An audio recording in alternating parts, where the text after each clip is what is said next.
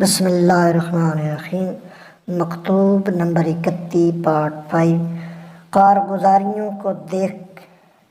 ان کے حالات اور واقعات میں غور کیا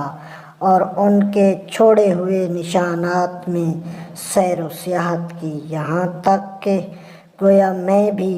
انہی میں کا ایک ہو چکا ہوں، بلکہ ان سب کے حالات و معلومات جو مجھ تک پہنچ گئے ہیں ان کی وجہ سے ایسا ہے کہ گویا میں نے ان کے اول سے لے کر آخر تک کے ساتھ زندگی گزاری ہے۔ چنانچہ میں نے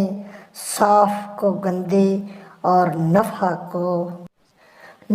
کو نقصان سے الگ کر کے پہچان لیا ہے، اور سب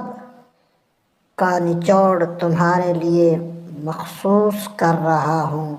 اور میں نے خوبیوں کو چن چن کر تمہارے لیے سمیٹ دیا ہے اور بے معنی چیزوں کو تم سے جدا رکھا ہے، اور چونکہ مجھے تمہاری ہر بات کا اتنا ہی خیال ہے جتنا ایک شفیق باپ کو ہونا چاہیے، اور تمہاری اخلاقی تربیت بھی پیش نظر ہے، لہذا مناسب سمجھا ہے کہ یہ تعلیم و تربیت اس حالت میں ہو کہ تم نوعمر اور بساط دیر پر تازہ وارد ہو، اور تمہاری نیت کھری اور نفس پاکیزہ ہے۔ اور میں نے چاہا تھا کہ پہلے کتاب خدا اور احکام شرع اور حلال و حرام کی